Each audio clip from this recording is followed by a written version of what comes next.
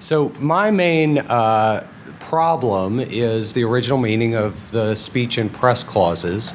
This is part of a bigger project about the evolution of ideas about speech and press freedoms at the founding, but for purposes of this paper, it's basically an intellectual history of speech and press freedoms and the relationship of that intellectual history to the meaning of the First Amendment, circa 1790, 1791. When these ideas are being debated and put into effect in the First Amendment. So the basic problem is both the relationship between the speech and press clauses and what is it that those clauses mean, at what level of constitutional discourse is that meaning to be identified. Okay. And so the basic premise of the project is that we can't actually understand what the speech and press clauses mean unless we take a step back and try to understand a broader discourse of rights at the founding, and that in turn requires us to take a step back and think more broadly about social contract theory and its relationship to constitutionalism. So social contract theory is important here because it begins with the concept of natural rights that I argue is integral to the way the founders thought about speech and press freedoms. And there are kind of two different formulations that are operating here. So one is that we have a relatively thin concept of natural rights. Natural rights are just anything that you could do without a government. And that is limited by natural law. Here, natural law is defined only as a restraint against injuring others. So under this view, we're beginning here, and then when we enter into a social contract, we assume reciprocal social obligations that then allow for the retained natural rights to be regulated in the public interest. So there, the scope of the natural liberty is in some sense restrained by the social contract. Another view is that your natural rights are actually inherently restrained by reciprocal social obligations, that we're born into society, and therefore, even in a state of nature, we have obligations to each other, not just against injury, but also to provide for one another's well-being.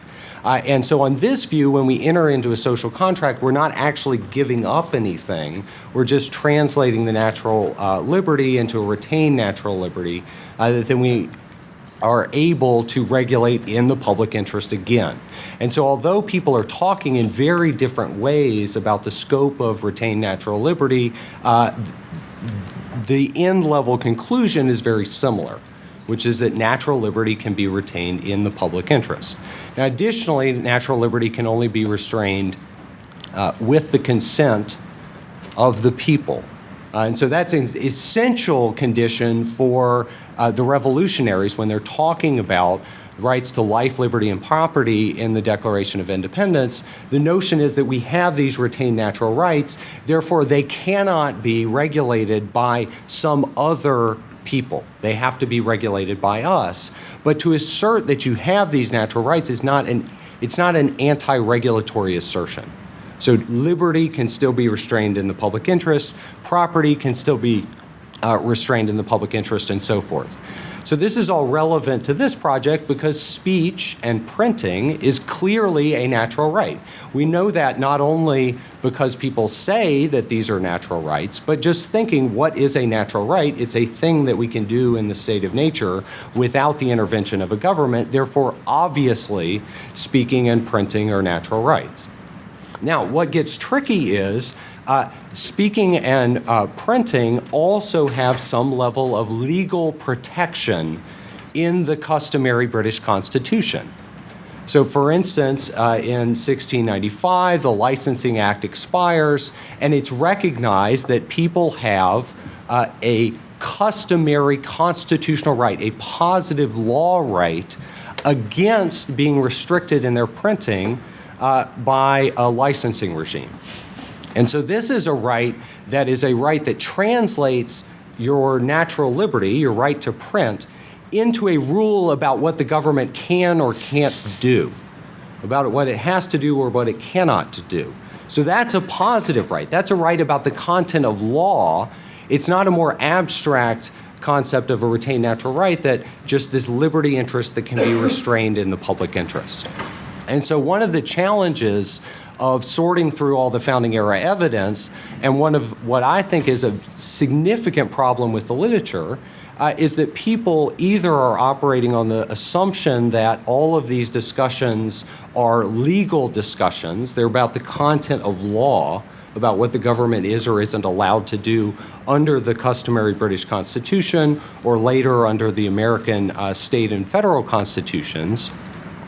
Or they're arguing that it is a more abstract natural right, and usually then they're taking the Lockean conception of natural rights. The natural rights are rights limited by a rule against injuring others, and then they're taking the reservationist Jeffersonian view that we actually reserve all of our natural liberty upon entering into society, that natural liberty then can't be abridged, right, the language of the First Amendment.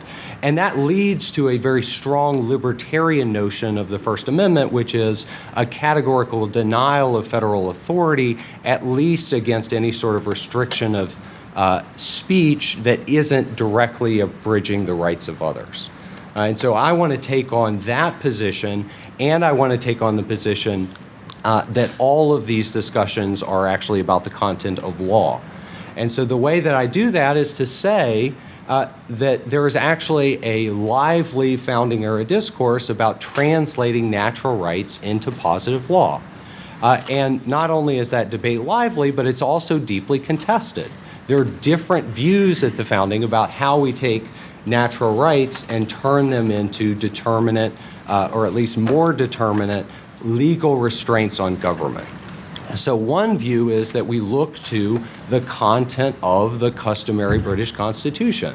So we look to what the common law has to say about how far we can restrict natural liberty. That's a view that I generally associate with the Federalist Party.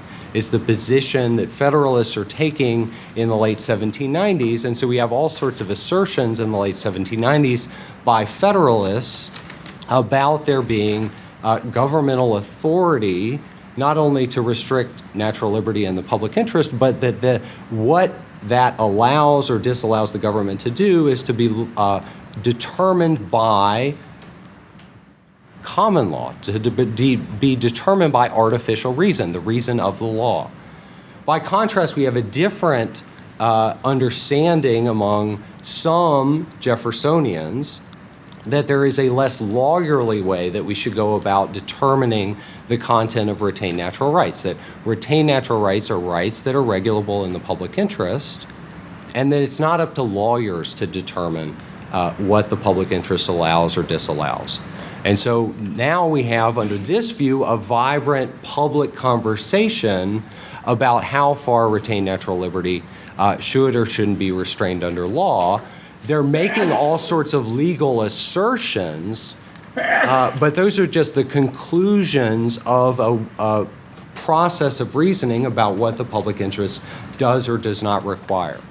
And so when we look to the founding era evidence and we see people making diametrically opposed statements about the content of the right to freedom of speech, my argument is that actually at a higher level of abstraction, there is some agreement when we understand the framework in which we're operating, when we understand the contested methodological moves that Federalists and Republicans are making, we can see that at a higher level of abstraction, there's a recognition of speech as a natural right.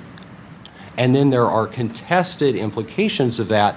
Do we look only to the common law to figure out what the scope of that retained natural liberty is? Or do we allow for a more vibrant conversation and then have debates about whether sedition does or doesn't promote the public interest, whether prosecutions for just a government power to prosecute sedition does or doesn't promote the public interest?